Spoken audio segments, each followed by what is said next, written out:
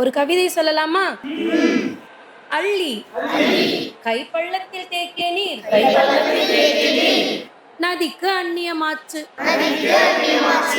இது நிச்சலனம். ஆகாய மலை புரளும் அதில்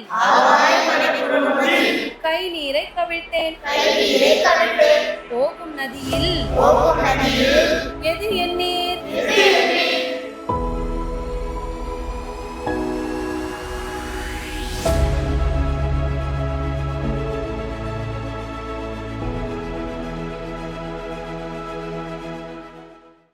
நான் சுகுமாரன்.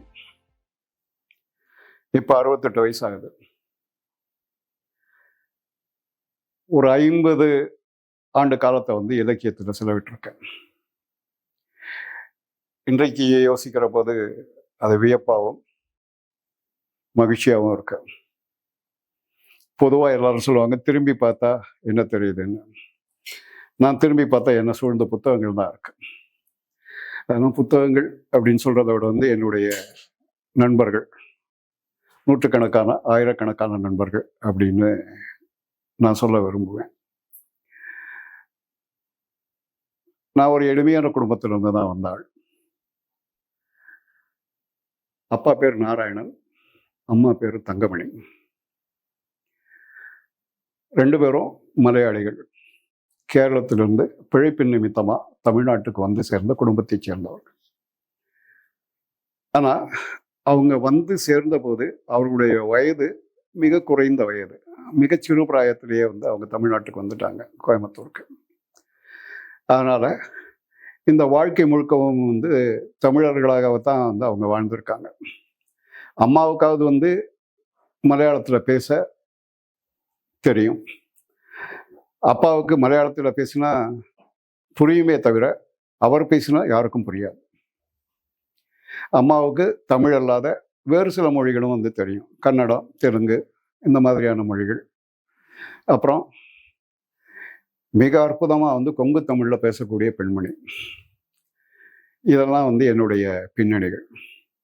என்னுடைய குடும்பத்தில் நான் தான் முதல் பையன். எனக்கு அடுத்து 3 பெண்களும் ஒரு ஆணும். 4 சகோதரர்களுக்கு முந்தின ஆள் நான் தான்.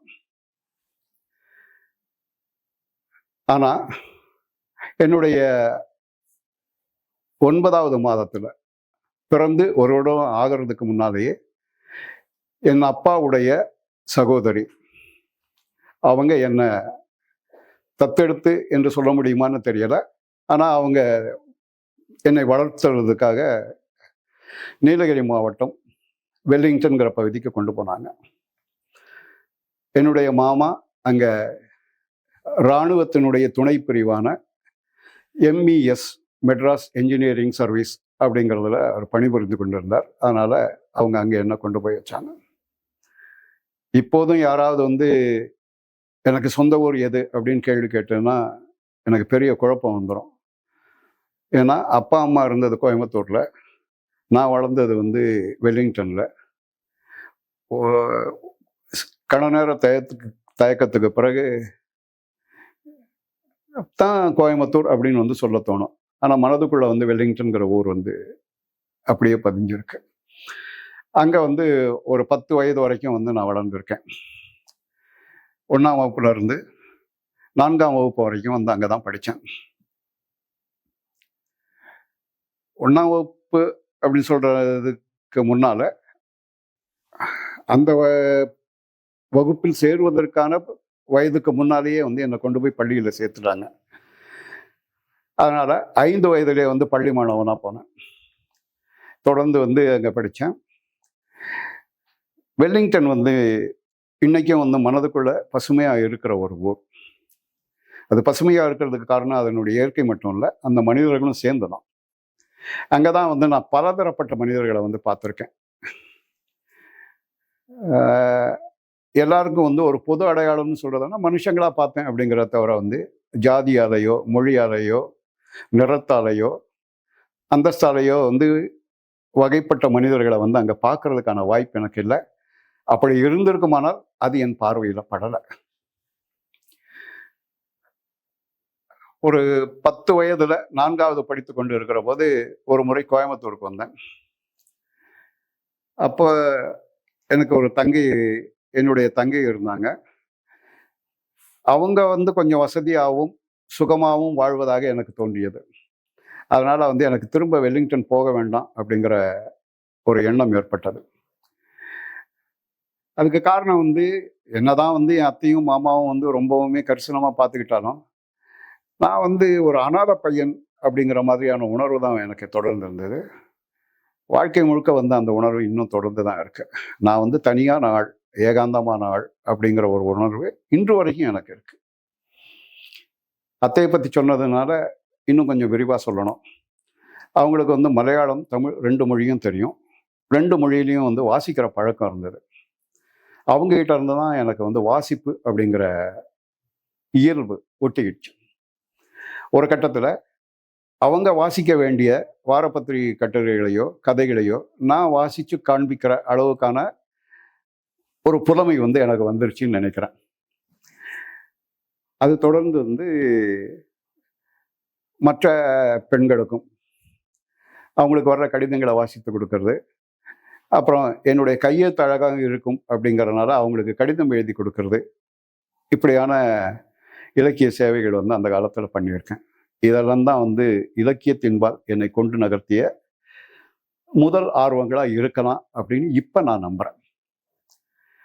வெல்லிங்டன் வாழ்க்கை ஒரு 10 வருடம் தான் இருந்தாலுமே வந்து எனக்குள்ள ஆழமான பாதிப்பை செலுத்தின வாழ்க்கை வந்து அதுதான்.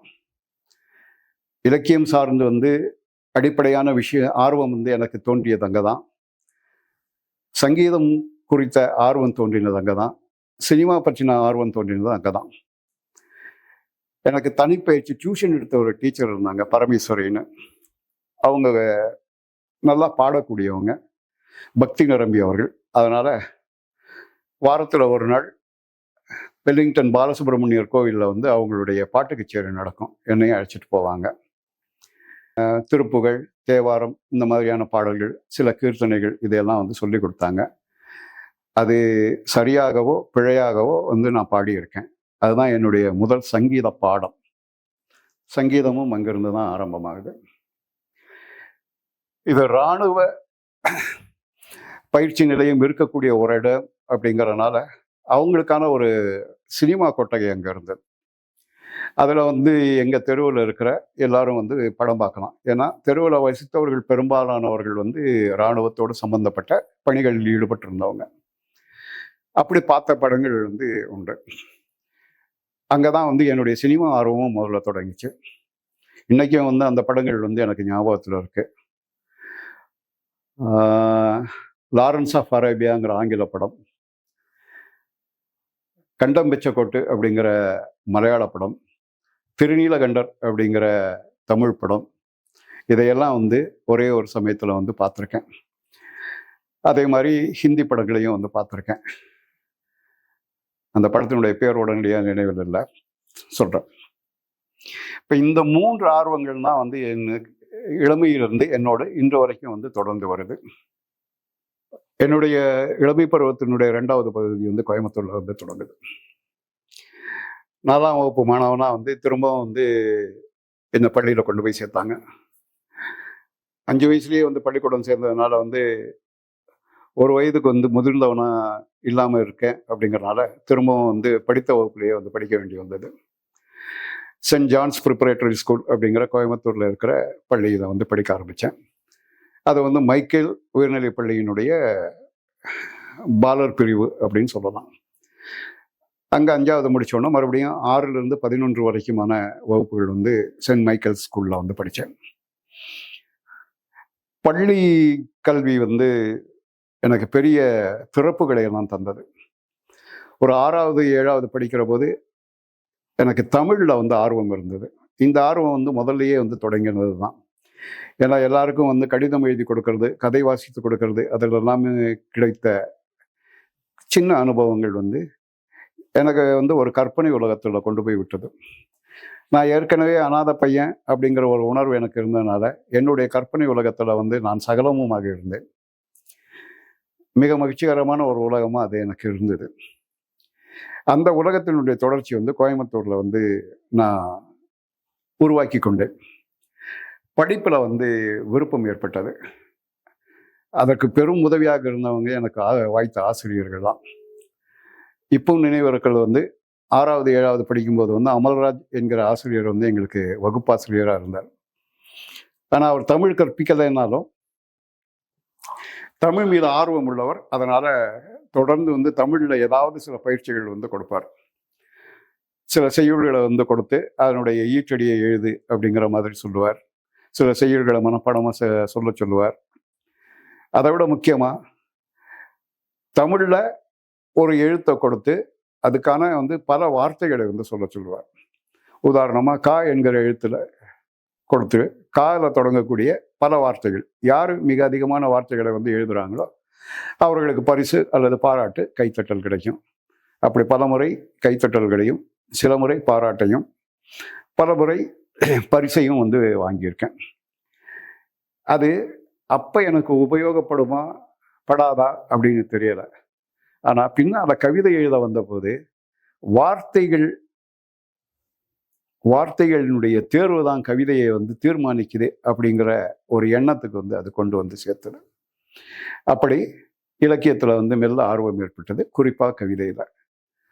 என்னுடைய ஆதர்சம் அல்லது முன்னோடி அப்படின்னு நான் நினைச்சது வந்து சுப்பிரமணிய பாரதியை தான். இன்னைக்கு நினைச்சிட்டு இருக்கணும் அவரை தான். அதனால பாரதியுடைய பாணியில வந்து சில கவிதைகளை எல்லாம் எழுதி பார்த்தேன். இந்த கவிதை பித்து வந்து முற்றி 9வது வகுப்பு வர்ற போது வந்து மிகப்பெரிய நிலையை அடைந்தது. அன்னைக்கு எனக்கு வாய்த்த தமிழாசிரியர்கள் மிக முக்கியமானவர்கள். 6வது 7வது படிக்கும்போது வாய்த்த ஒரு தமிழாசிரியர் புலவர் கலிய பெருமாள். அவர் தமிழாசிரியராக இருந்தாலும் எங்களுக்கு வந்து அவர் தமிழ் பாடம் எடுக்க வரல. அவர் வந்து நீதி போதனைன்னு ஒரு பிரிவு இருக்கும், அந்த பிரிவுக்கு வந்து வருவார். ஆனால் மாணவர்கிட்ட நீதி போதனை சொல்வது பற்றி வந்து அவருக்கு வந்து நம்பிக்கையெல்லாம் இருக்கலை. அதனால் அவர் வந்து கதைகள் சொல்ல ஆரம்பித்தார். மிக நல்ல கதைகளை வந்து சொல்லுவார். நாடக கதைகள். எனக்கு தெரிஞ்சு கோமல் சாமிதானுடைய புதிய பாதை என்கிற ஒரு நாடகத்தை வந்து அவர் கதையாக சொல்லி கேட்டிருக்கேன். இப்போ எங்கள் ஊரில் பிரபலமான ஒரு தியேட்டர் இருந்தது, ரெயின்போர்னு. ஆங்கில படங்கள் தொடர்ந்து வெளியிடக்கூடியது. எல்லா வெள்ளிக்கிழமையும் கலிய பெருமாள் சார் வந்து அங்கே போயிடுவார். அடுத்த வாரத்தில் எங்களுக்கு வகுப்பு இருக்கிற போது அவர் பார்த்த படங்களை பற்றியெல்லாம் கதை சொல்லுவார். அப்படிதான் வந்து குட் பேட் அக்லி, ஜாங்கோ, இந்த படங்களினுடைய கதைகளை எல்லாம் அவர் சொல்லி கேட்டிருக்கேன். அவர் சொல்லும்போது எல்லாரும் சொல்லுவாங்க இல்லையா, அவர் கதையை சொல்கிற போது சினிமா பார்க்குற மாதிரியே இருக்கும்னு.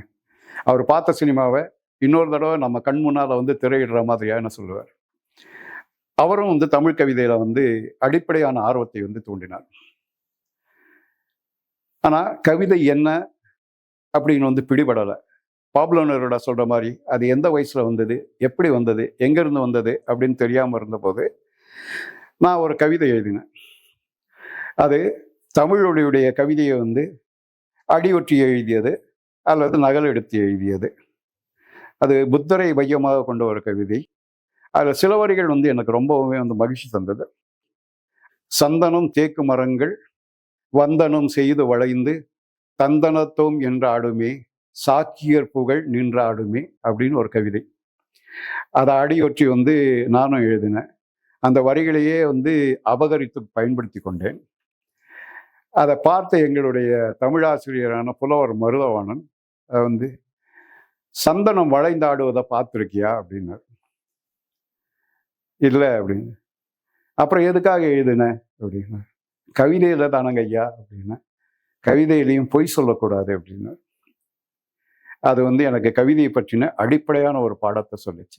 சந்தன மரம் நெடு நிமிந்து தான் நிற்கும், அது வளையாது அப்படின்னு. அவர் தான் வந்து தமிழில் வந்து எனக்கு யாப்பிலக்கணத்தை வந்து யாப்பிலக்கணத்தினுடைய அடிப்படைகளை வந்து சொல்லி கொடுத்தவர். அதே காலகட்டத்தில் நான் புலவர் குழந்தை எழுதின யாப்பதிகாரம் என்கிற ஒரு புத்தகத்தை நூலகத்திலிருந்து திருடினு சொல்றது தப்பு, எனக்கு தேவையாக இருந்தது எடுத்துக்கொண்டேன். அந்த புத்தகத்துக்கான விலையை வந்து அங்கே செலுத்திட்டேன். அந்த புத்தகத்தை வந்து கரதள பாடமாக படித்து எழுத ஆரம்பித்தேன். இன்னைக்கு வந்து கிட்டத்தட்ட ஒரு 50 வருடங்களில் வந்து நான் ஒரு 300 கவிதை பக்கமாக எழுதியிருக்கேன்.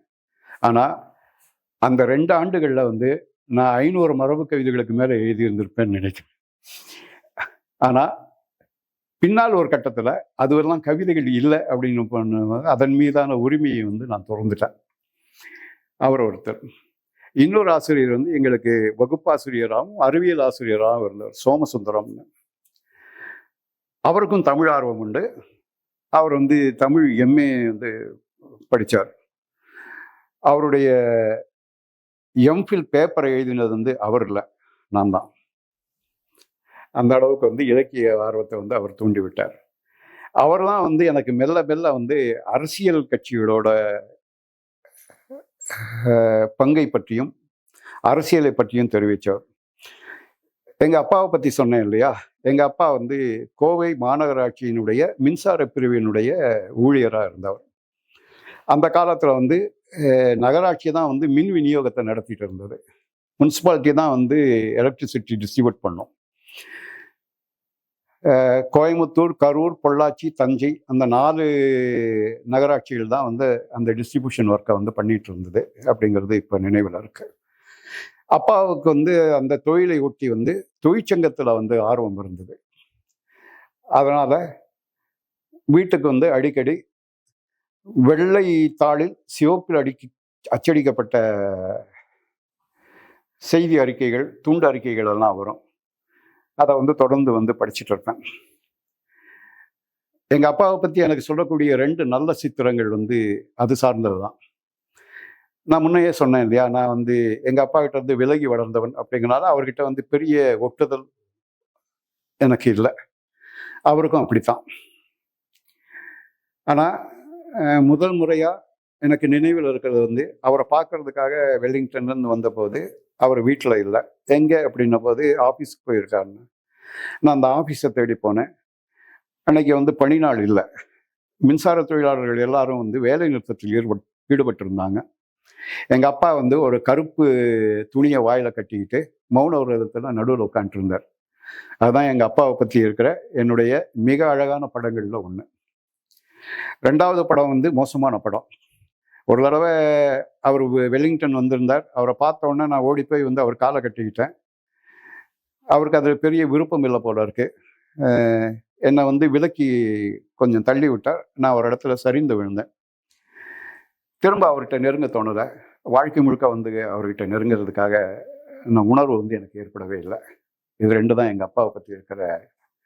நான் சொல்ல வந்தது இந்த அரசியல் ஆர்வத்துக்காக. அவருடைய அரசியல் ஆர்வம், அவரை பார்க்க வந்த இடதுசாரி தோழர்கள், இந்த மாதிரியான ஆட்கள் எல்லாம் என்னுடைய முன்னோடிகள் அல்லது வந்து முன் உதாரண புருஷர்களாக வந்து மாறினாங்க அப்படின்னு வந்து எனக்கு இப்போ தோணுது. ஒரு முறை தேர்தல் பிரச்சாரத்துக்காக தோழர் பார்வதி கிருஷ்ணன் வந்து எல்லா இடத்துலையும் வீட்லேயும் வந்து ஓட்டு கேட்டுட்டு வந்தாங்க. எங்கள் அப்பா வந்து இடதுசாரி சார்பாளர் அப்படிங்கிறனால வந்து இயல்பாக வந்து நானும் அப்படி தான் இருக்கணும் அப்படின்னு நான் நினச்சிக்கிட்டேன் போல இருக்கு. அதனால் எங்கள் வீட்டு முன்னால் கொடியெல்லாம் வைக்க முடியல. ஒரு பழைய அச்சகங்கள்லாம் கிடைக்கக்கூடிய ஒரு மாடல் புத்தகம் உண்டு. பிளாக்குகள் எல்லாம் அதில் வச்சுருப்பாங்க, ஒவ்வொரு கொடியையும்.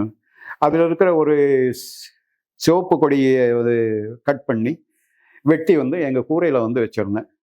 அது தேர்தல் பிரச்சாரத்துக்காக வாக்கு சேகரிப்பதற்காகவும் வந்து தோழர் பார்வதி கிருஷ்ணன் கண்ணில் பட்டு அந்த கொடியை காண்பித்து யார்கிட்டயோ வந்து சொன்னாங்க. உடனே இன்னொரு தோழர் வந்து ஒரு சின்ன அளவு கொடியை வந்து சிவப்பு செங்கொடியை வந்து அவங்க கையில் கொடுத்து எங்கிட்ட கொண்டு வந்து கொடுக்க சொன்னாங்க. நான் வாழ்க்கையில் இருந்தின ஒரே கொடி அதுதான். இது வந்து என்னுடைய அரசியல் நிலைப்பாடு அப்படின்னு நான் நினைக்கிறேன். பள்ளிக்கல்வி முடிஞ்ச பிறகு வந்து நான் பூசாக்கோ கலைக்கல்லூரியில் வந்து பியூசி சேர்ந்தேன் ஒரு வருடம். அதுவும் வந்து என்னுடைய இலக்கியத்தை வந்து தூண்டிவிடக்கூடிய இடமாக தான் இருந்தது. பொதுவாகவே நூலகத்துக்கு சென்று படிக்கிற பழக்கம் இருந்ததுனாலும் பூசாக்கோ கலைக்கல்லூரி நூலகம் வந்து மிகப்பெரிய நூலகம், மிக அழகான நூலகம், மிக நிறைய நூல்கள் கொண்ட நூலகம். அது வந்து என்னை மிகவும் கவர்ந்தது. பெரும்பாலான நாட்களில் வந்து வகுப்புகளுக்கு செல்லாமல் நூலகத்தில் உட்கார்ந்து படித்த நாட்கள் வந்து அதிகம். நான் பின்னால் வந்து மிகப்பெரிய எழுத்தாளர்னு மதிக்க ஆரம்பித்த ஜானகிராமனுடைய மோகமுள் நாவலை வந்து ஒரே நாளில் வந்து உட்கார்ந்து படிக்கிறதுக்கு வந்து அந்த நூலகம் எனக்கு இடம் கொடுத்ததுனால அந்த நூலகத்திற்கு வந்து எப்போதும் வந்து நான் நன்றிக்குரியவன். அப்படிதான் இருந்தது. அங்கேயும் வாய்த்தது வந்து தமிழாசிரியர்கள் வந்து என்னுடைய கவிதை ஆர்வத்தை அல்லது இலக்கிய ஆர்வத்தை தூண்டிவிடக்கூடியவங்களா இருந்தாங்க. 1-2 பேரை குறிப்பாக சொல்லணும். டாக்டர் கமலேஸ்வரன், அவர் வந்து மிகச்சிறந்த ஒரு மொழியியல் அறிஞர். அப்படி வந்து வெளியில தெரியாமையே வந்து இருக்கக்கூடிய ஒரு நபர். அவர் வந்து நவீன இலக்கியம் பற்றின அடிப்படையான பார்வைகள் எல்லாம் அவருக்கு இருந்தது. அதை பற்றின அறிமுகத்தை வந்து செய்து வைத்தார். இன்னொருத்தர் வந்து மருதநாயகம், அவர் தான் வந்து சிற்றிலக்கிய பத்திரிகைகள் எல்லாத்தையும் வந்து கொண்டு வந்து கொடுத்து இதெல்லாம் படியுங்க அப்படிங்கிற மாதிரி சொல்லுவார். தொடர்ந்து வந்து அவங்கெல்லாம் இது பண்ணாங்க. இதெல்லாம் என்னாச்சு அப்படின்னா வந்து தமிழ் தவிர வேற எந்த பாடத்துலையும் வந்து என்னால் பெரிய கவனம் செலுத்த முடியாத வந்து ஒரு நிலைக்கு கொண்டு போச்சு. ஆனால் கல்லூரி இறுதி புகுமுக வகுப்பு இறுதியில் வந்து நான் என்னை வந்து மீட்டுக்கிட்டு வந்து வெற்றி பெற்றேன். அதில் தமிழில் வந்து 200க்கு 175 மார்க்கு, அவுட்ஸ்டாண்டிங் ஸ்டூடெண்ட், அவுட்ஸ்டாண்டிங் அப்படின்னு வந்து சர்டிஃபிகேட்டில் இருந்தது. அதுக்கப்புறமா வந்து எனக்கு வேறொரு ஆர்வம் தோணுச்சு. நான் விவசாய குடும்பத்தை சேர்ந்தவன் இல்லை. விவசாயம் பற்றி எனக்கு தெரியாது. நெல் மரமா பயிரா அப்படின்னு கூட எனக்கு தெரியாது. அப்படி இருந்த ஒரு கட்டத்தில் வந்து எனக்கு ஏதோ திடீர்னு வந்து ஒரு விவசாய துறையில் போகணும் அப்படிங்கிற ஆர்வம் வந்தது. அதனால் பியூசி முடித்தோன்னா வந்து நான் பிஎஸ்சி விவசாய அக்ரிக்கு தான் வந்து போகிறது அப்படிங்கிற வந்து முடிவு பண்ணேன். ஆனால் தமிழை தவிர பாக்கி எல்லாத்துலேயும் வந்து ஓரளவு சுமாரான மதிப்பெண்கள் தான் வாங்கியிருந்தேன். அப்படிங்கிறனால வந்து அந்த வரிசையில் வந்து என்னுடைய முறை வர்றதுக்கு வந்து தாமதம் ஆயிடுச்சு. அதனால் வந்து எனக்கு அங்கே சேர முடியலை. அது முதல் விஷயம். ரெண்டாவது வந்து அப்படியான ஒரு படிப்புக்கு செலவு பண்ணக்கூடிய நிலையில் வந்து அப்போ எங்கள் வீடு இல்லை. நான் கல்லூரிக்கு வரும்போது என்னுடைய 3 தங்கைகளும் வந்து பிறந்துட்டாங்க. நான் பியூசி முதல் ஆண்டு படிக்கிற போது என்னுடைய தம்பியும் வந்து பிறந்தார். அதனால் வீட்டில் வறுமை ஆயிடுச்சு. இதில் முக்கியமான ஒரு விஷயம் சொல்லணும்னா வந்து 70கள் வரைக்கும் வந்து எங்கள் வீட்டில் பெரிய வறுமையெல்லாம் கிடையாது. வறுமையை நான் பார்த்ததும் இல்லை. அதிகபட்சமாக போனால் வந்து ஒரு ஜென்டில் பாவர்ட்டின்னு சொல்லக்கூடிய சில விஷயங்கள் வேணும்னா இருக்கலாம். சாதாரண ஹவாய் ரப்பர் செருப்புக்கு பதிலாக பாட்டா லெதர் செருப்பு வாங்குறதுக்கான காசு வேணும்னா இல்லாமல் இருக்கலாமே தவிர செருப்பு இல்லாமல் இருந்ததில்லை. அப்படியான ஒரு வறுமையில் தான் இருந்திருக்கோம். ஆனால் 70க்கு பிறகு வந்து எங்கள் வீடு வந்து மெல்ல மெல்ல சரிவை நோக்கி போக ஆரம்பிச்சுது. அதுக்கு காரணம் வந்து எங்கள் அப்பாவுடைய மது பழக்கம். மெல்ல மெல்ல வந்து அவர் வந்து தன்னுடைய பொறுப்புகளை இழந்த ஒரு மனிதராக போனார். ஏற்கனவே எனக்கும் எங்கள் அப்பாவுக்குமான நெருக்கமின்மை, அப்புறம் வந்து 2 பேரும் அந்நியப்பட்டு நிற்கிறது எல்லாமே வந்து மிக அதிகமாக வந்து அவர்கிட்ட வந்து விலகி போக செஞ்சது.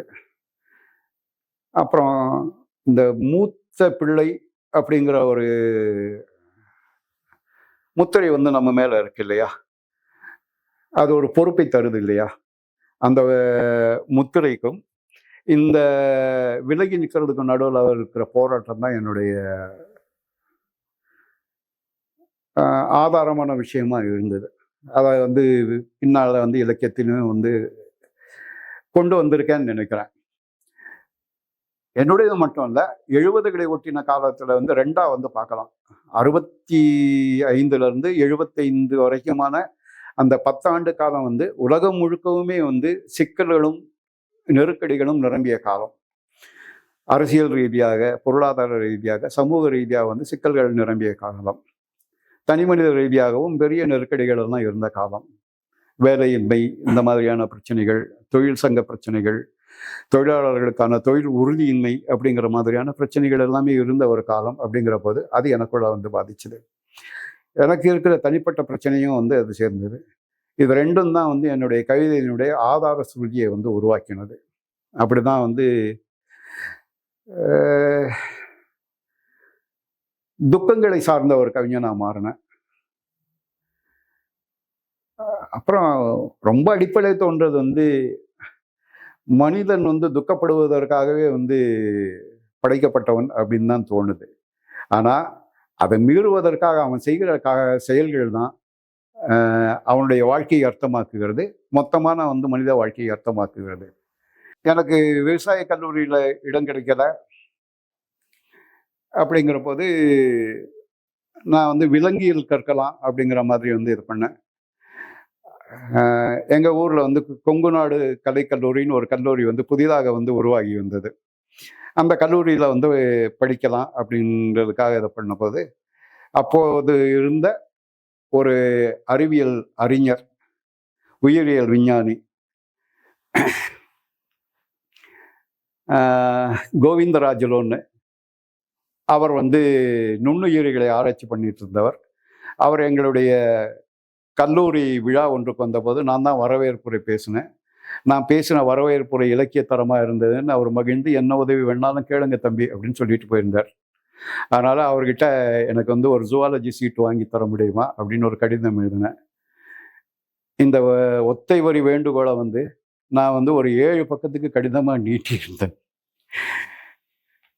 அந்த கடிதத்தில் மகிழ்ந்து போன அவர் வந்து கொங்கு நாடு கலைக்கல்லூரியில் வந்து எனக்கு வந்து ஒரு இடத்தை வாங்கி தரதா சொன்னார்.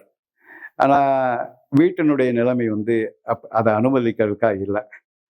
ஒருவேளை வந்து நான் அங்கே ஏதாவது போயிருந்தேன்னா வந்து ஏதாவது விலங்குகள் பின்னால் போயிருந்திருப்பேன். இப்படி மனிதர்கள் பின்னால் இலக்கியத்தோடு அலைந்திருக்க மாட்டேன்னு தோணுது.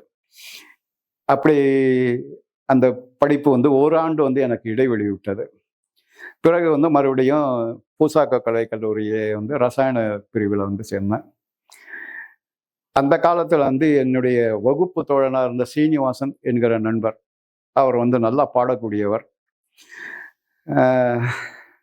அதனால் வந்து எனக்கு முன்னமே இருந்த ஒரு இசை ஆர்வம் வந்து அவர் கூட சேர்ந்து வந்து இன்னும் வலுவாக இருந்தது. அவர்கிட்ட வந்து சங்கீதம் பற்றி பேசுறது, பாட போகிறது, போட்டிகளுக்கு போகிறது, அந்த மாதிரியான சில காரியங்களை வந்து பண்ணிகிட்டு இருந்தோம். அதில் கொஞ்சம் படிப்பை வந்து கவனிக்காமல் விட்டோம். ரொம்ப கஷ்டப்பட்டு தான் வந்து பட்டப்படிப்பை வந்து முடிக்க வேண்டி வந்தது. பட்டப்படிப்பு முடித்து மேற்படிப்புக்கோ அதுக்கெல்லாம் போகிறதுக்கான வாய்ப்பெல்லாம் இல்லை அப்படிங்கிறது முன்னாலேயே தெரியும். அப்படிங்கிறனால நான் பட்டப்படிப்பு கடைசி நாள்லேயே வேலைக்கு சேர்ந்தேன்.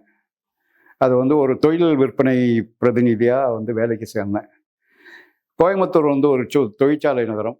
குறிப்பாக வந்து மோட்டார் பம்புகளும் ஃபவுண்டரியும் கிரைண்டரும் பண்ணக்கூடியது. அதனால் வந்து இங்கே இண்டஸ்ட்ரியலான ப்ராடக்ட் வந்து பெரிய தேவை இருக்குது. அப்படி ஒரு சின்ன கம்பெனியில் போய் சேர்ந்தேன். முதல் சம்பளம் வந்து 120 ரூபா, 125 ரூபான்னு சொன்னாங்க. சம்பளம் கொடுக்கும்போது 120 ரூபா கொடுத்தாங்க. அப்படி வந்து போய் சேர்ந்தேன். அது ஒரு 7-8 மாதத்தில் வந்து நான் நல்ல விற்பனை பிரதிநிதி இல்லை. அவங்களுக்கு வந்து என்னால் வந்து பெரிய விற்பனையெல்லாம் கொண்டு வந்து தர முடியலை. ஆனால் வசூல் பண்ண முடிஞ்சது அப்படிங்கிறதுனால கொஞ்ச நாள் வச்சுருந்தாங்க. அதுலேயும் வந்து சலிப்பு ஏற்பட்ட போது வந்து நான் இதை விட்டுடலாமான்னு நினைக்கிற போது எனக்கு வந்து ஒரு வாய்ப்பு கிடைத்தது. நிப்போ பேட்டரிஸ்ங்கிற கம்பெனியில் வந்து மறுபடியும் ரெப்ரஸன்டேட்டிவாக வந்து போய் சேர்ந்தேன். அங்கே வந்து ஒரு 2-3 ஆண்டுகள் வந்து தொடர்ந்து வேலை செஞ்சேன். அந்த கம்பெனியில் போய் சேர்ந்தது வந்து திரும்பவும் வந்து எனக்கு என்னுடைய இலக்கிய அடிப்படையை வந்து வலுவாக்குறதுக்கு தான் உதவிச்சு அப்படின்னு நான் நினைக்கிறேன். அப்படி தான் வந்து சூழ்நிலையும் சம்பவங்களும் இருந்தது. ஏன்னா அவங்க எனக்கு வந்து பணிபுரிவதற்கான இடங்களாக வந்து கொடுத்தது வந்து கோவை, நீலகிரி மாவட்டங்கள் ரெண்டுமே எனக்கு பழக்கமான இடம் அப்படிங்கிறனால வந்து கொடுத்தாங்க. அப்படி வந்து கோவைக்குள்ளே வந்து சுற்றிட்டு இருந்தேன். இதுக்கு முன்னால் இந்த SSLC முடிக்கும் போதே வந்து ஒரு விஷயம் வந்து எனக்கு தீர்மானமாக இருந்தது. நான் ஏதாவது புதுசாக செய்யணும். ஏன்னா எல்லார் மாதிரியான பையன் இல்லைன்னா அப்படின்னு நான் நினச்சிட்டு இருந்தேன். அதனால் மற்றவங்களை விட வித்தியாசமாக நான் ஏதாவது செய்யணும் அப்படின்னு புதிதாக ஏதாவது ஒரு மொழி கற்றுக்கொள்வது அப்படிங்கிற மாதிரி தீர்மானம். அப்போ கோயம்புத்தூரில் வந்து இந்தோ சோவியத் நட்புறவு கழகம்னு ஒன்று இருந்தது. அந்த கழகத்தின் சார்பாக வந்து ஹிந்தி, ரஷ்யன் மொழிகளை வந்து கற்றுத்தர்றதா வந்து சொல்லியிருந்தாங்க. நான் 2 மொழியும் கற்றுக்கிறதுக்காக வந்து போயிருந்தேன். வகுப்பில் சேர்ந்த 3வது நாளே தெரிந்து விட்டது, ஒருபோதும் வந்து என்னால் ரஷ்யன் மொழி கற்றுக்க முடியாது அப்படின்னு. ஒரு வாரத்துக்கு பிறகு தெரிஞ்சது வந்து ஹிந்தி வந்து நான் வந்து எழுத கற்றுக்கலாம், பேச கற்றுக்க முடியாது அப்படின்னு வந்து கற்றுக்கிட்டேன். அதனால் அந்த 2யும் விட்டேன். ஆனால் உள்ளுக்குள்ள வந்து ஒரு எண்ணம் இருந்துகிட்டே இருந்தது. எனக்கு வந்து மலையாளம் புரியும். ஒரு வகையில வந்து என்னுடைய தாய்மொழின்னு சொல்ல வேண்டிய ஒரு மொழி. எங்க அத்தை கிட்ட வந்து மலையாளத்துல தான் பேசியிருக்கேன். மலையாளத்துல யாராவது பேசினா வந்து எனக்கு புரியும். மலையாளத்துல கேள்வி கேட்டா தடுமாறியாவது வந்து பதில் சொல்ல தெரியும். அப்ப அந்த மொழியை செம்மைப்படுத்தி கத்துக்குவோம் அப்படிங்கிறது ஒரு நோக்கமா இருந்தது. அப்படி வந்து மலையாளத்தை கற்க ஆரம்பிச்சேன். இன்னொன்னு, கோயம்புத்தூருக்குள்ள வந்து எனக்கு தெரியாத ஒரு இடமும் இருக்கக்கூடாது அப்படின்னு நான் விரும்பினேன். அதுக்காக வந்து சைக்கிள் கத்துக்கிட்டு கோயம்புத்தூரினுடைய முண்டு முடுக்கு எல்லா இடத்துலையும் வந்து சுத்தி வந்தேன். இது 2ம் வந்து 17 வயசுல நான் பண்ணின என்னுடைய சாதனைகள். அதனால இந்த வேலைக்கு வந்தபோது எனக்கு கோயம்புத்தூருக்குள்ள போறதோ, நீலகிரிக்குள்ள வந்து போறதோ வந்து பெரிய இடர்பாடுகளா வந்து தெரியல. கோயம்புத்தூர்ல அப்ப அஹ், கோவை ஞானி இருந்தார். கி. பழனிசாமி என்கிற ஞானி இருந்தார். அவர் வந்து தொடர்ந்து இலக்கிய கூட்டங்கள், இலக்கிய நண்பர்கள் சந்திப்பு எல்லாம் பண்ணிட்டு இருந்தார். ஏறத்தாழ ஒரு ஆசிரியருடைய இடத்துல இருந்து அவர் வந்து இளைஞர்களுக்கு வந்து வழிகாட்டி கொண்டிருந்தார்னு சொல்ல விரும்புகிறேன். ஏன்னா எனக்கு வழிகாட்டினவர்கள் அவர் ஒருத்தர். அங்கதான் நிறைய இலக்கிய நண்பர்கள் வந்து அறிமுகமானார்கள். அமரநாதன், அறிவன், ஆறுமுகம், இந்த மாதிரி பல நண்பர்கள். மாதத்துக்கு ஒரு நாள் வந்து எல்லா இலக்கிய நண்பர்களும் ஒரு கல்வியகத்துல, தனிப்பயிற்சி கல்லூரியில வந்து சந்திச்சு இலக்கியம் பத்தி வந்து பேசுவோம். அதெல்லாம் எனக்கு அடிப்படையா இலக்கியத்திலான ஆர்வத்தை வந்து தூண்டி விட்டது. இது ஒரு பக்கம். இந்த சமயத்துல வந்து நான் கவிதைகள் எழுதி வந்து வெளிவந்திருந்தது. என்னுடைய முதல் இந்த நான் முன்னால சொன்ன வந்து மரபு சார்ந்த கவிதைகள் அல்லாத, இன்றைக்கு புது கவிதைன்னு நான் நினைக்கக்கூடிய வடிவத்தில் இருக்கக்கூடிய கவிதைகள் வந்து என்னுடைய 17வது வயசுல வந்து பத்திரிகையில வெளியானது. ஒரே சமயத்துல வந்து தாமரையிலும் தீபத்திலும் வெளிவந்தது. அதை வச்சுதான் வந்து 50 ஆண்டுகளை கடந்துட்டேன் அப்படின்னு நான் சொல்றேன். அதனால இந்த பையன் ஏதோ எழுதுறான் அப்படிங்கிற பெயர் வந்து சின்னதா எல்லாருக்கும் அறிமுகமாகி இருந்த கட்டத்துல தான் நான் வந்து இந்த ரெப்ரசன்டேட்டிவ் வேலையில ஊட்டிக்கு போயிருந்தேன். அங்க எனக்கு கிடைச்ச பெரிய அறிமுகம் வந்து ராஜாராம் என்கிற ஆங்கிலத்துறை பேராசிரியர். அவர் அங்க ஊட்டி உதகை அரசினர் கலை கல்லூரியில ஆசிரியரா வந்து சேர்ந்திருந்தார். அவர் தமிழின் மிக முக்கியமான கவிஞர் பிரம்மராஜன். அந்த நட்பு தான் வந்து பின்னால வந்து பல விஷயங்களை வந்து எனக்கு கற்றுக் கொடுத்தது. முன்னமே வந்து ஆங்கில இலக்கியத்தில் ஆர்வம் உண்டு. அதுல வந்து ஒரு மேலோட்டமான வாசிப்பு இருந்தது. அப்புறம் கவிதை எந்த மொழியில் எழுதப்பட்டாலும் வந்து கவிதை கவிதை தானே, அதுக்கு மொழியெல்லாம் இல்லை. ஆங்கிலத்தில் எழுதினாலும் வந்து கவிதையை வந்து புரிஞ்சுக்க முடியும் அப்படிங்கிற வந்து ஒரு தன்னம்பிக்கை அல்லது துணிச்சல் வந்து இருந்தது. அதனால வந்து ஆங்கில கவிதைகள் முன்னமே வந்து அறிமுகமாக இருந்தது. பிரம்மராஜனுடைய நட்புக்கு பிறகுதான் வந்து வெவ்வேறு ஐரோப்பிய கவிஞர்கள், வெவ்வேறு ஆங்கில கவிஞர்கள், அந்த மாதிரியான அறிமுகங்கள் வந்து கிடைக்க ஆரம்பிச்சது.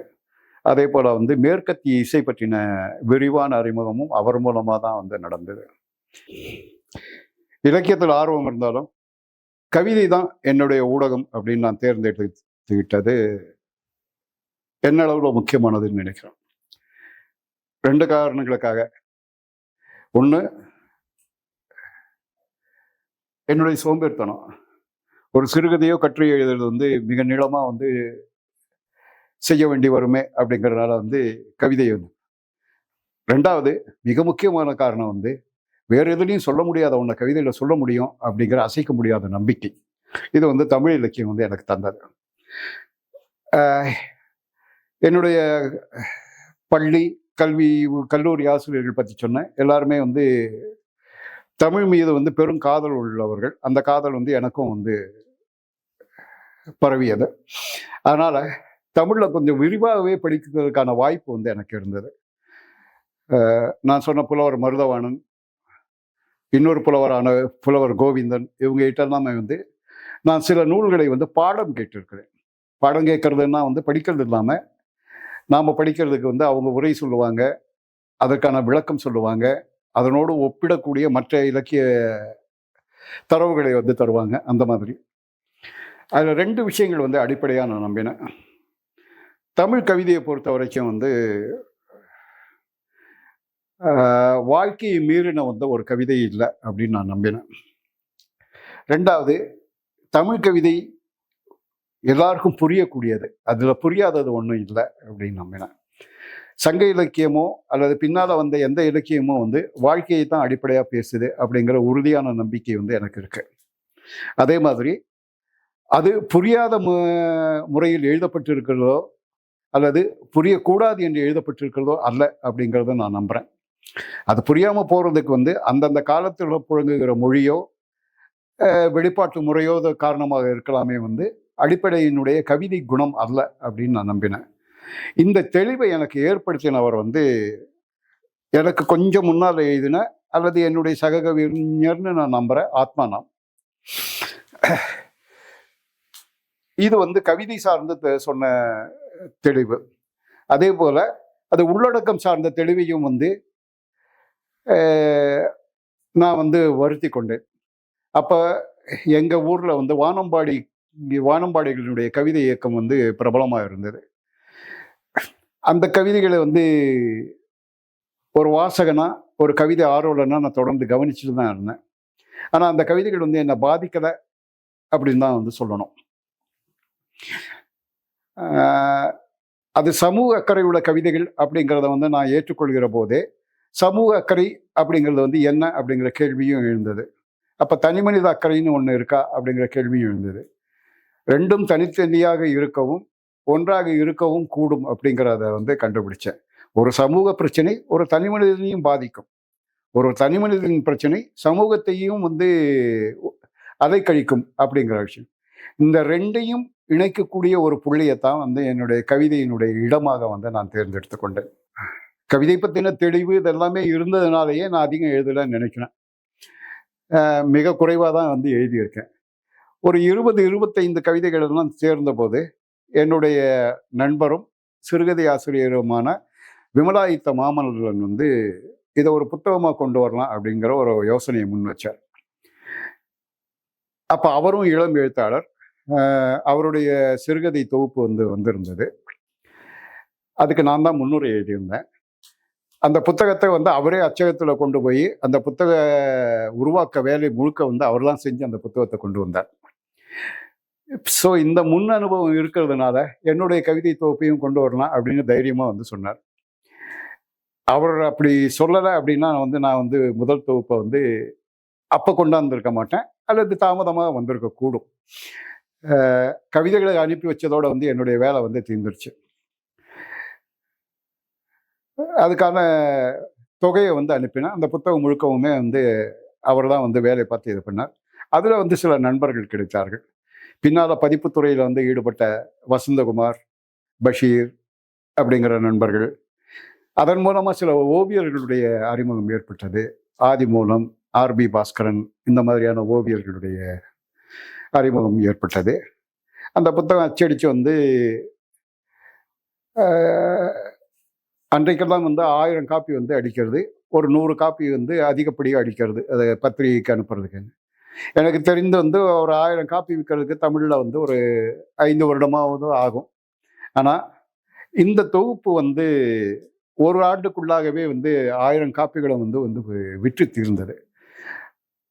அது கணிசமான தொகையாக கையில் திரளலை அப்படின்னாலுமே வந்து அவ்வப்போது செலவுக்கான தொகையை வந்து அந்த புத்தகம் வந்து எனக்கு கொடுத்துட்டு இருந்தது. அதற்கு வந்து மிக முக்கியமான நபர்களுடைய பாராட்டுகள் எல்லாம் இருந்தது. அன்றைக்கு மிக முக்கியமான நபராக கருதப்பட்ட வெங்கட் சாமிநாதன், தி.க. சிவசங்கரன், நான் வந்து மிக முன்னோடி எழுத்தாளராக நினைக்கிற வந்து சுந்தர ராமசாமி, இவங்களுடைய பாராட்டு எல்லாமே இருந்தது. அதனால் ஒரு மாதிரி நாமும் வந்து கவனிக்க தகுந்த ஆள் தான் அப்படிங்கிற மகிழ்ச்சியோடு வந்து இருந்தேன். இதில் சுவாரஸ்யமாக சொல்லக்கூடிய ஒரு விஷயம் என்னென்னா, இந்த புத்தகத்தை எல்லாம் வந்து மாமல்லன் லாரியில் வந்து அனுப்பியிருந்தார். அது ஒரு பார்சல் சர்வீஸில் வந்து கிடந்தது. அங்கே போய் எடுத்து பார்க்குற போது வந்து புத்தகங்கள் எல்லாம் சிந்தி சிதறி இருந்தது, கட்டு பிரிஞ்சு. ஒரே பதட்டமாகி அந்த புத்தகங்கள் எல்லாம் திரட்டிட்டு இருக்கிற போது அந்த லாரி ஆஃபீஸில் இருந்த பொண்ணு வந்து அந்த புஸ்தகத்தை வந்து படித்து நான் திரும்ப இந்த கட்டுகளை எல்லாம் எடுத்துகிட்டு போகும்போது, ஏன் சார் வாழ்க்கை இவ்வளோ கஷ்டமாவா இருக்குது, இவ்வளோ கொடுமையாவா இருக்குது அப்படின்னு அந்த பொண்ணு இந்த கேட்டது இந்த கவிதைகளை எல்லாம் படிச்சுட்டு. என் கவிதையை பற்றி வந்த முதல் விமர்சனமும் கேள்வியும் அதுதான். வாழ்க்கை இவ்வளோ கொடுமையாவா இருக்குது அப்படிங்கிற கேள்வியை வந்து திரும்ப திரும்ப வந்து வாழ்க்கை நம்ம கேட்க வைக்குது. அதுக்கான பதிலை தேடிட்டு தான் வந்து இலக்கியத்துக்குள்ளே வந்து செயல்பட்டுட்டு இருக்கேன் அப்படின்னு வந்து நான் நினைக்கிறேன். கவிதை எழுதிட்டு இருந்த அதே காலகட்டத்தில் வந்து நான் சிறுகதைகளையும் கட்டுரைகளையும் வந்து எழுத ஆரம்பித்தேன். அதனுடைய கவிதையினுடைய விரிவாகத்தான் ஒரு பொயட்டிக் எக்ஸ்டென்ஷனாக தான் வந்து நான் வந்து சிறுகதையோ அல்லது கட்டுரையோ வந்து யோசிச்சிருக்கேன். கவிதையில் எனக்கு சொல்ல இருக்கிற ஒரு கருத்தை சொல்ல முடியலை அப்படின்னா அதுக்கு வந்து கதையோ கட்டுரையோ வந்து நான் தேடி இருந்திருக்கேன். அப்படித்தான் வந்து கவிதைகளினுடைய எண்ணிக்கையை விடவும் வந்து கட்டுரைகளுடைய எண்ணிக்கை வந்து அதிகமாக வந்து நான் எழுதியிருக்கேன் அப்படின்னு நினைக்கிறேன். அதே போல் கதைகளும் எழுதியிருக்கேன். கதைகளெல்லாம் எழுதின போது வந்து ஒரு விஷயம் வந்து எனக்கு தெளிவானது. தமிழில் வந்து மிகச் சிறப்பான மிக வளமான துறை வந்து சிறுகதை தான். ஏன்னா மிகப்பெரிய சாதனைகளை வந்து தமிழில் சிறுகதைக்குள்ளே தான் வந்து பலரும் நிகழ்த்தி இருக்கிறார்கள். அந்த இடத்துல போய் வந்து நான் தலை குனிந்து விடக்கூடாது அப்படிங்கிற எச்சரிக்கையில் தான் வந்து நான் சிறுகதையெல்லாம் அதிகம் எழுதலை. எனக்கு ரொம்பவும் பிடிச்ச எழுத்தாளர்கள் ஒருத்தர் வந்து பிரெஞ்சு எழுத்தாளரான ஆல்பர்ட் கேமியூ. ஆல்பர்ட் கேமியோடைய எக்ஸைல் அண்ட் த கிங்டம்னு ஒரு தொகுப்பு இருக்கு. அந்த தொகுப்புக்கு தான் அவருக்கு நோபல் பரிசு கொடுக்கப்பட்டது. 6 கதைகள் உள்ள தொகுப்பு அது. அந்த 6 கதைகளுக்கு இணையான அல்லது அந்த 6 கதைகளை போல இருக்கக்கூடிய ஒரு கதையை நான் எழுதிட்டேன்னா நான் வந்து மிகப்பெரிய சிறுகதையாளன் அப்படின்னு என்ன சொல்லிக்குவேன் அப்படிங்கிற ஒரு நம்பிக்கை வந்து எனக்கு இருக்கு. ஆனால் அது நடைபெறக்கூடிய வாய்ப்பு வந்து ரொம்ப குறைவு. ஏன்னா கேமியோடைய கதை வந்து அவ்வளவு செறிவானது. கலை ரீதியாகவும் சமூக அக்கறை சார்ந்தும் தத்துவார்த்தமாகவும் அந்த கதைகள் எல்லாம் வந்து மிக முக்கியமானவை அப்படின்னு நான் நினைக்கிறேன். இதெல்லாம் ஒரு கட்டத்தில் இருக்கிற போது வந்து என்னுடைய வாழ்க்கை வந்து வெவ்வேறு இடங்களுக்கு வந்து மாறினது. கோயம்புத்தூர்லேருந்து நான் விற்பனையாளர் பணியில் வந்து சென்னை வரைக்கும் போக வேண்டியிருந்தது. ஒரு ஜவுளி ஆலையினுடைய விற்பனை பிரதிநிதியாக வந்து ஒரு 3 ஆண்டு காலம் வந்து பணிபுரிந்தேன். இப்போ ஜவுளி தொழிலினுடைய சில நுட்பங்களெல்லாம் எனக்கு தெரிஞ்சிருச்சுன்னு நானே வந்து நம்பிட்டு இருந்தேன். அதனால் நாமே வந்து சொந்தமாக ஏன் பண்ணக்கூடாது அப்படிங்கிற எண்ணத்தில் நான் சென்னையில் வந்து ஒரு சின்ன தொழிற்சாலை வந்து தொடங்கினேன். ஒரு 2-3 ஆண்டுகள் வந்து அதை நடத்தியும் பார்த்தேன் நண்பர் ஒருத்தருடைய உதவியோட. ஏற்றுமதியாளருக்கு சரக்கை உற்பத்தி செய்யக்கூடியவருடைய துணையாளராக சப்கான்ட்ராக்டாக வந்து நான் அந்த வேலையை வந்து பண்ணிட்டு இருந்தேன். ஆனால் அது கொஞ்சம் லாபகரமானதாகவும் கையை கடிக்காத வகையிலும் அது போயிட்டு தான் இருந்தது. 90களினுடைய ஆரம்பத்தில் வந்து ஒன்றிய அரசு வந்து ஒரு கொள்கையை கொண்டு வந்தது, ஜவுளி கொள்கையை. அந்த ஜவுளி கொள்கையின்படி வந்து அதற்கு முன்பு வரை உற்பத்தி செய்யப்பட்ட முழுமையாக முடிக்கப்பட்ட பொருட்கள் தான் வந்து வெளிநாட்டுக்கு வந்து ஏற்றுமதி செய்யப்படும். இந்த கொள்கையின்படி வந்து கச்சா பொருளையும் வந்து ஏற்றுமதி செய்யலாம் அப்படிங்கிற போது வந்து ஏற்றுமதி தொழிலில் வந்து பெரிய வீழ்ச்சி வந்தது. என்னுடைய ஏற்றுமதியாளர் வந்து அதில் துவண்டு போயிட்டார். அவர் துவண்டு போனதுனால நான் நொடித்து போனேன். ஒரு மாதிரி தடுமாறிட்டு இருந்தேன். அந்த சமயத்தில் எனக்கு திருமணமும் நடந்திருந்தது. என் மனைவி பேர் வந்து பிரேமாமணி. அவங்க அரசு ஊழியர். சரி பரவாயில்ல, அரசு ஊழியராக இருக்காங்க அப்படின்னு வந்து வாழ்க்கையை நடத்திடலாம் அப்படிங்கிற மாதிரியான தைரியம் இருந்தாலும் என் கூட வந்து என்னுடைய 2 தங்கைகள் இருந்தாங்க. அவங்க ஒருத்தி வந்து வேலை செஞ்சுட்டும் இன்னொருத்தி வந்து படிச்சுட்டு வந்தேன். அந்த பொறுப்பை வந்து தட்டி கழிக்க முடியலை. மனைவி வந்திருக்காங்க. இந்த வேலையில் என்ன செய்கிறது அப்படிங்கிற ஒரு அத்துவான காட்டில் விட்ட மாதிரியான ஒரு தடுமாற்றத்தில் இருந்தபோது என் மனைவி வந்து சொன்னேன், நம்ம எப்போ பார்த்தாலும் படிச்சுட்டு இருக்க, எழுதிட்டு இருக்க, ஏன் ஒரு பத்திரிகையிலலாம் கேட்டால் வந்து உனக்கு வேலை கிடைக்காதா அப்படின்னு. அது வந்து வாழ்க்கையை வந்து முற்றிலுமாக திசை திருப்பி விட்ட ஒரு தருணம். எனக்கு வந்து ஏற்கனவே இலக்கிய உலகம் சார்ந்து அறிமுகமாகி இருந்த நண்பர் ஒருவர், சா மா பன்னீர்செல்வம்னு. அவர் வந்து முரசொலி வளாகத்தில் ஒரு பத்திரிகையில் வேலை செஞ்சுட்டு இருந்தார், முத்தாரம்ங்கிற பத்திரிகையில். அவர்கிட்ட என்னுடைய நிலையை விளக்கி சொல்லி எனக்கு ஏதாவது ஒரு வேலை கிடைக்குமா அப்படின்னு வந்து நான் கேட்டேன். அவர் வந்து முயற்சி செய்கிறேன் அப்படின்னு சொல்லிட்டு முரசொலி வளாகத்தில் இருந்து 1991 ஜனவரி பொங்கல் நாள் முதல் ஒரு பத்திரிகை வெளிவந்து கொண்டிருந்தது, தமிழன். அந்த பத்திரிகையில் வந்து வேலைக்கு வர்றீங்களா அப்படின்னு கேட்டார். நான் என்னுடைய விண்ணப்பத்தையும் எடுத்துக்கொண்டு நேர்முக தேர்வுக்காக வந்து போனேன். என்னை நேர்முகம் கண்டவர் வந்து பிரபல பத்திரிகையாளரான சின்ன குத்தூசி. அவர்கிட்ட என்னுடைய தஸ்தாவேஜுகளையும் சான்றிதழ்களையும் எல்லாம் நீட்டின போது அவர் இப்படி பார்த்துட்டு திரும்ப கீழே வச்சுட்டார். உங்கள் கவிதையெல்லாம் நான் படிச்சிருக்கேன், இதெல்லாம் எனக்கு வேண்டாம், நீங்கள் நாளையிலேருந்து வேலைக்கு வரலாம் அப்படின்னார். ஆக என்னுடைய இலக்கியம்தான் எனக்கு வேலையை வாங்கி தந்தது. தமிழில் சேர்ந்த வந்து ஒரு வாரத்திலேயே வந்து முதல்ல எனக்கு வந்து பத்திரிகை வாசிக்கிற பழக்கம் இருக்குது, பத்திரிகையில் என்ன வரும்னு தெரியும். சில இலக்கிய பத்திரிகைகளில் வந்து நண்பர்களோடு ஒத்துழைத்து வேலை செஞ்சுருக்கிறேன். பிரம்மராஜன் நடத்திய மீட்சிங்கிற பத்திரிகையில் வந்து அவர் கூட வந்து பணியாற்றி இருக்கிறேன். ஞானி நடத்தின நிகழ்ங்கிற பத்திரிகைக்கு வந்து ஒத்துழைப்பாக இருந்திருக்கேன்.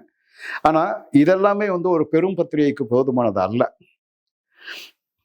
அங்கே புதுசாக வந்து எனக்கு கற்றுக்க வேண்டிய தேவை இருந்தது.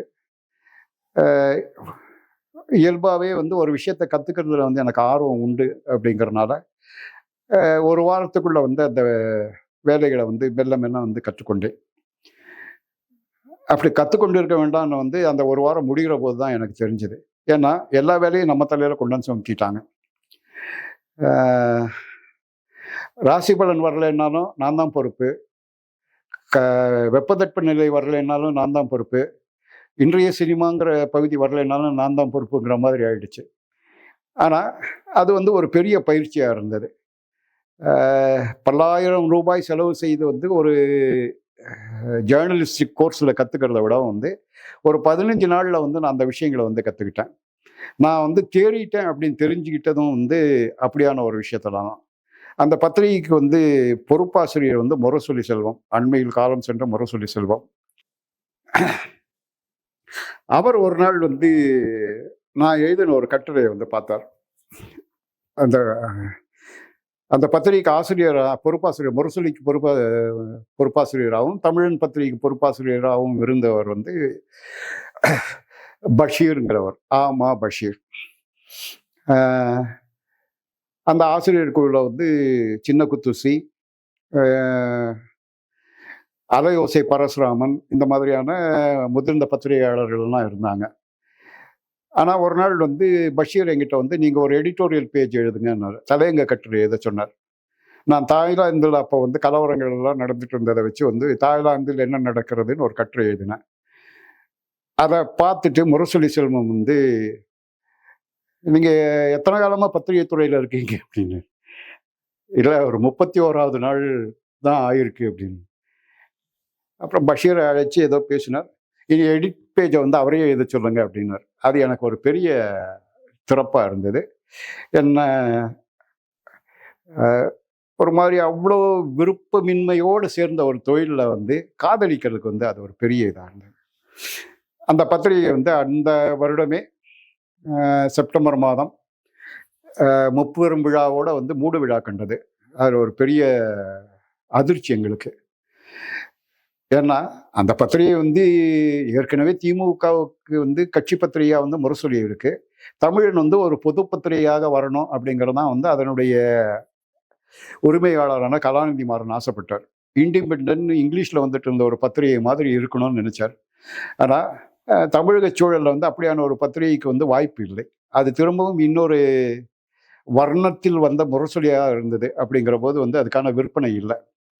அதனால் அந்த பத்திரிகை நிறுத்தப்பட்டது. தடுமாறி நின்ற என்னையும் என் போன்ற சில நண்பர்களையும் வந்து குங்குமம் பத்திரிகையில் தேர்ந்தெடுத்தாங்க. அதுதான் வந்து எனக்கு இன்னொரு சிறப்பாக இருந்தது. அந்த பத்திரிகையில் வந்து மெல்ல உதவி ஆசிரியராக, அப்புறம் வந்து பொறுப்பாசிரியராக, கடைசியில் வந்து தலைமை பொறுப்பாசிரியராக இருந்து வந்து இது பண்ணேன். அதிலிருந்து ஒரு 7-8 ஆண்டுகள் 10 இதழியல் துறையில் வந்து எனக்கான புதிய புதிய பாடங்களை நான் வந்து கற்றுக் கொடுத்தது. என்னுடைய சாதனை அல்லது நான் அந்த பத்திரிகையில் செய்த சாதனை அப்படிங்கிறது வந்து ரொம்பவுமே கீழ்நிலையில் இருந்த அதனுடைய விற்பனையை வந்து 1,00,000 பிரதிக்கு மேலே மாற்றி காண்பிக்கிறேன் அப்படிங்கிற ஒரு சவால் சொல்லிட்டு தான் வந்து அந்த பத்திரிகையினுடைய பொறுப்பை ஏற்றுக்கிட்டேன்.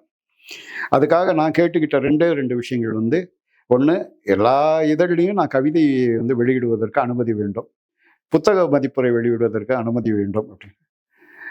ஆனால் அந்த சுதந்திரத்தையும் அவங்க வந்து கொடுத்தாங்க. இப்போ ரகசியத்தை உடைச்சி பேசுறது அப்படின்னா வந்து, சிந்துவார் இல்லாமல் இருந்தபோது வந்து அந்த பத்திரிகையை வந்து கலைஞரோ முரசொலிமாறனோ வந்து பொருட்படுத்தலை. ஆனால் அது கவனத்துக்குரியதாக போகிற போது வந்து அவங்களுக்கு அந்த பத்திரிகையினுடைய வாசக செல்வாக்கு வந்து தேவையாக இருந்தது. அந்த ஒரு கட்டத்தில் வந்து நான் பின்னால் வந்து அந்த பத்திரிகையிலேருந்து விளங்கினேன். அன்னைக்கெல்லாமே வந்து பத்திரிகை துறையில் சம்பளங்கிறது வந்து மிக குறைச்சல். நான் வாங்கிட்டு இருந்த சம்பளமும் மிக குறைச்சல். அந்த கட்டத்தில் குமுதம் பத்திரிகையிலேருந்து எனக்கு ஒரு வாய்ப்பு வந்தது. அது வந்து எனக்கான ஒரு விலையை வந்து தீர்மானித்தது. இங்கே வாங்கிட்டு இருந்ததை விட வந்து 3 மடங்கு ஊதியம் வந்து அங்கே தர்றேன் அப்படின்னு சொன்னபோது எனக்கு ஒரு விலை இருக்கிறது அப்படிங்கிறது வந்து எனக்கு அப்போ தான் வந்து பிடிபட்டது. ஆனால் குமுதத்தில் வந்து என்னுடைய பணி வந்து ரொம்ப நாளெல்லாம் இல்லை. அது வேண்டாத வீட்டுக்குள்ளே போன மாதிரியான வந்து ஒரு உணர்வு தான் வந்து அந்த பத்திரிகையில் வந்து எனக்கு இருந்தது. 3வது மாதத்திலேயே விலகி வந்துட்டேன். அதுக்கு பிறகு இதுக்கு நடுவில் வந்து இந்த முரசொலி நிர்வாகத்தை சார்ந்த கலாநிதி மாறன் அவருடைய நண்பர்களால் வந்து சன் டிவி அப்படிங்கிற வந்து தமிழின் முதல் தொலைக்காட்சி வந்து தொடங்கப்பட்டது. அவங்களுக்கு வந்து ஒரு விரிவாக்க பணிகளாக வந்தது வந்து ஒவ்வொரு மொழியிலும், குறிப்பாக வந்து தென்னிந்திய மொழிகளில் வந்து வேற வேற அலைவரிசைகள் தொடங்கணும்னு. அப்படி மலையாள அலைவரிசை தொடங்குறது அப்படிங்கிற போது என்னுடைய பெயர் வந்து முன்வைக்கப்பட்டது. நான் ஒரு மலையாளி அப்படிங்கிறது வந்து உலகுக்கு தெரிய வந்தது அன்றுதான். அந்த சேனலில் வந்து ஒரு 8 ஆண்டுகள் வந்து பணிபுரிந்தேன். மலையாளத்தினுடைய 2வது தனியார் தொலைக்காட்சி ஒளிபரப்பு அது. ஒரு 1.5 ஆண்டுகளுக்குள்ள வந்து அதுக்கு ஒரு பெரிய வலுவை வந்து ஏற்படுத்தினோம். வலுவான பார்வையாளர் கூட்டத்தை வந்து ஏற்படுத்தினோம். ஒரு வகையில் நண்பர் ஒருத்தர் சொன்ன மாதிரி வந்து இலக்கியவாதிகள்ல இருந்து காட்சி ஊடகத்துக்கு போன முதல் ஆள் ஒருவேளை நானாக இருக்கலாம் அப்படிங்கிறது என்னுடைய யூகம். சூர்யா டிவியிலிருந்து ஒரு 8 ஆண்டுகளுக்கு பிறகு வந்து பணியிலிருந்து வெளியேற வேண்டிய தேவை வந்தது. 2 காரணங்கள். ஒன்று, அது வரைக்கும் வந்து எனக்கு ஒரு பெரிய சுதந்திரம் இருந்தது அந்த சேனலில். ஏன்னா கலைஞர் கருணாநிதிக்கு வந்து கேரளத்தில் திமுகவினுடைய கிளையை திறந்து ஆளுங்கட்சியாக வேண்டிய தேவை வந்து இருக்கலை. அதனால் வந்து கேரள அரசியலை பற்றி வந்து பெருசாக வந்து அவங்க கவலைப்படலை. அதனால் எனக்கு ஒரு பெரிய சுதந்திரம் கிடைச்சது. அதை பயன்படுத்திட்டு வந்து நான் ஒரு நிலைப்பாட்டில் இருந்தேன். ஒரு பத்திரிகையாளனா, இதழாளனா நான் வந்து எப்போவுமே மக்களின் பக்கம், அதாவது எதிர்கட்சி, நிரந்தர எதிர்கட்சி, ஜனங்களோடு இருக்கிறது. அப்படி கேரளத்தில் 2 வகையான அரசியல் தான் வந்து தோணுது. ஒன்று இடதுசாரி அரசியல், அல்லது இன்னொன்று காங்கிரஸ் சார்ந்த வலதுசாரி அரசியல், யூடிஎஃப் அல்லது எல்டிஎஃப்.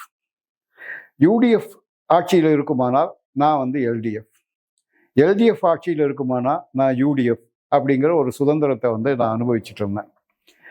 ஆனால் ஒரு பின்னாட்களில் திமுகவும் காங்கிரஸும் கூட்டணியை சேர்ந்தது. அதனால் காங்கிரஸை விமர்சிக்கிற எந்த கருத்தையும் வந்து சேனலில் வந்து அதை அனுமதிக்கக்கூடாது அப்படிங்கிற ஒரு நிலைப்பாட்டுக்கு அதனுடைய உரிமையாளர்கள் வந்தாங்க. அப்போ என்னுடைய சுதந்திரம் வந்து பறிபோனது. என்னால் வந்து தொடர்ந்து வந்து பணிபுரிய முடியாமல் ஒரு சூழ்நிலை வந்து உருவானது. ஏன்னா நீங்கள் ஒரு செய்தியை போட்டிங்கன்னா யாராவது ஒரு காங்கிரஸ் தோழர் வந்து கலாநிதி மாறனுக்கோ தயாநிதி மாறனுக்கோ ஃபோன் செய்து அந்த செய்தியை பற்றின வந்து பிரச்சனையை வந்து கிளப்புவாங்க. அந்த கேள்விகளுக்கு வந்து நம்மளால் பதிலளிக்க முடியாது அப்படிங்கிற சிக்கலான ஒரு கட்டம் வந்து உருவானது. அதனால் இது என்ன செய்யறது அப்படிங்கிற யோசனையில் இருந்துட்டு இருந்த போது நான் வெளியேறுவது அப்படிங்கிற மனநிலைக்கு வந்தேன். அதே சமயத்தில் இன்னொரு சேனலில் வந்து தொழிலாளர்கள் எல்லாமே வந்து ஊதிய உயர்வுக்காகவும் போனஸுக்காகவும் போராட்டம் நடத்திட்டு இருந்தாங்க. அப்போ உரிமையாளர்களுக்கு தோணுனது, அடுத்தது வந்து மலையாள சேனலில் தான் வந்து பண்ணுவாங்க, போதாதுக்கு வந்து ஒரு மார்க்சிய அல்லது இடதுசாரி ஆள் வந்து அங்கே இருக்கான், அவன் யூனியன் தொடங்கிடுவாங்கிற பயம் வந்தது. அதனால் வந்து என் மீது வந்து கண்காணிப்பு அதிகமான போது நான் அங்கேருந்து வெளியேறுவது அப்படிங்கிற மாதிரி வந்து வெளியேற ஆரம்பித்தேன்.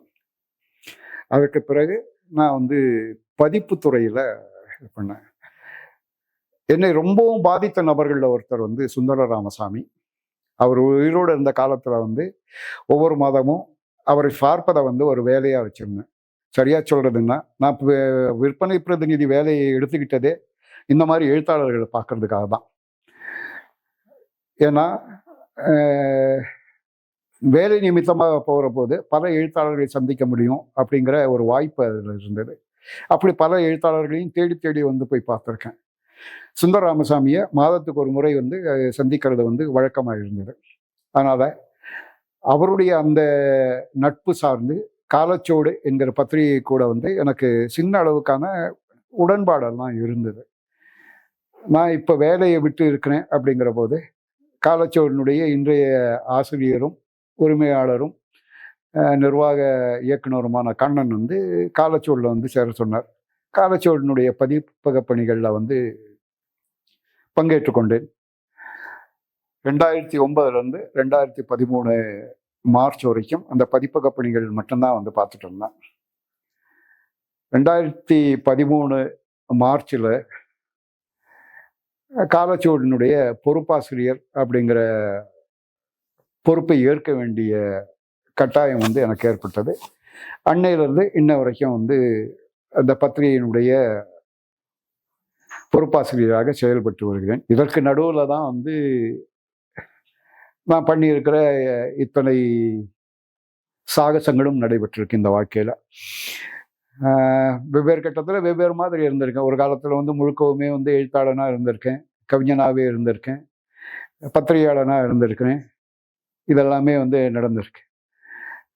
இது எல்லாமே வந்து இப்போ பார்க்குற போது ஒரே சமயத்தில் அல்லது கொஞ்சம் இடைவெளிகளில் வந்து தொடங்கியிருக்கேன்.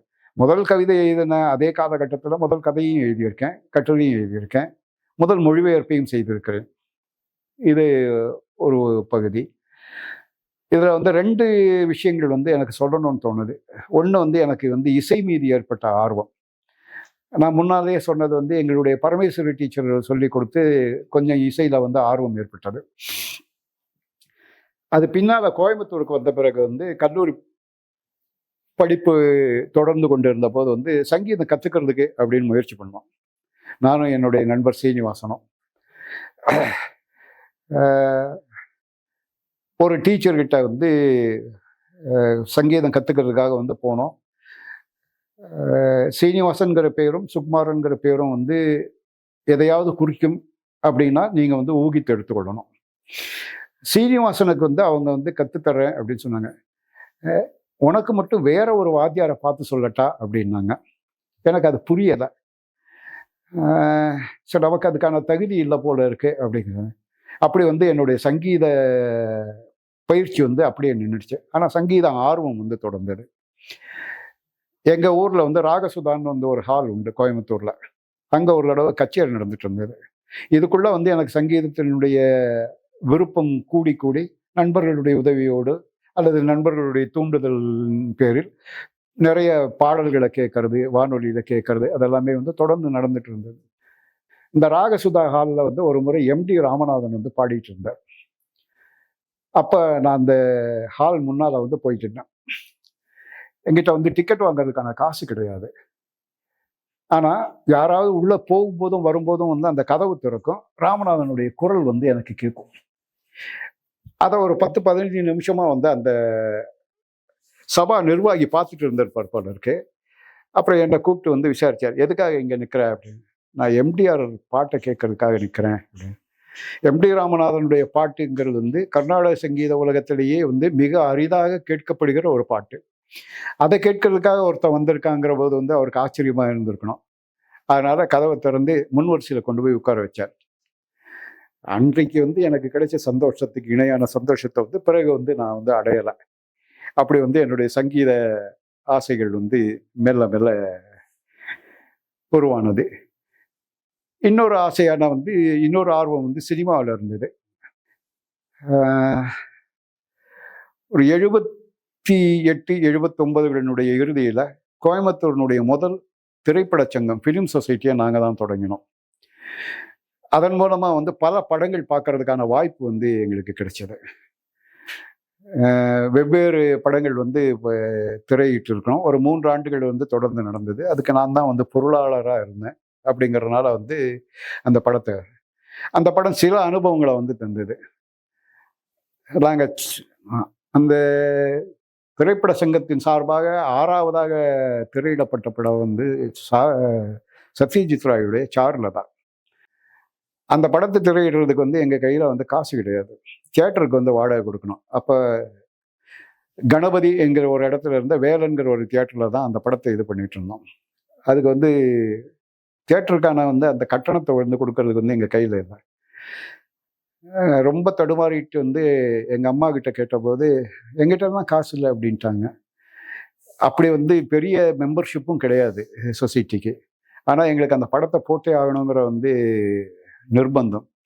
அதனால் என் தங்கை கழுத்தில் இருந்த நகையை வாங்கி கொண்டு போய் நான் வந்து அடகு வச்சேன். வாழ்க்கையில் முதல் முறையாக வந்து நான் அடகு கடைக்கு ஏறினது வந்து சார்லதாவுக்காக.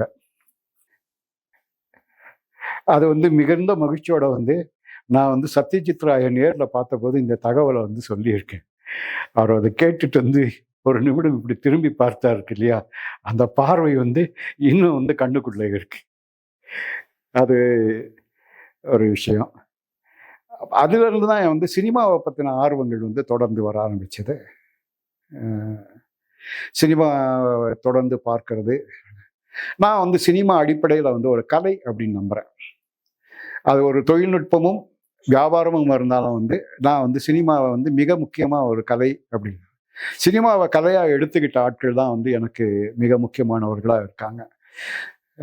இந்திய அளவில் வந்து சத்யஜித் ராய், அடூர் கோபாலகிருஷ்ணன், ரித்விக் கட்டக், அந்த மாதிரியான ஆட்களும், பெர்க்மன், அந்த மாதிரியான இளைஞர்களும், குரசோவா, இந்த மாதிரியான இதெல்லாமே வந்து வெறும் ஒரு ஆர்வலனா இல்லை. இது இலக்கியத்தை தூண்டக்கூடியதாகவும் அல்லது வந்து ஒரு மனுஷனாக வந்து எனக்கு புதிய புதிய பாடங்களை தரக்கூடியதாகவும் தான் இருக்குது. அதனால தான் வந்து 50 வருடம் கடந்தும் இந்த இலக்கியம்தான் என்னுடைய அடிப்படையான இடம் அப்படின்னு நான் நம்புகிறேன். இதில் பெருசாக ஏதாவது நான் சாதிச்சிட்டேனா அப்படின்னு கேள்வி கேட்டால் வந்து எனக்கு பதில் இல்லை. அது வேற யாராவது சொல்ல வேண்டிய பதில். எனக்கு சொல்ல முடிவாகவே வந்து சொல்ல தோன்ற ஒரு விஷயம் வந்து இலக்கியம் என்று ஒன்று இருக்கிறது. அதுக்கு எனக்கு முன்னாலேயும் இருந்தது, எனக்கு பின்னாலேயும் இருக்கும். அதனோடவே இருக்கணும் அப்படிங்கிறது வந்து என்னுடைய விருப்பம். அதனால தான் இலக்கியத்தில் இருக்கேன். இலக்கியத்தின் இருப்பதன் மூலம் நான் மனிதர்களோடு இருக்கிறேன், மனிதனாக இருக்க விரும்புகிறேன். அதுக்காகத்தான் இலக்கியம்.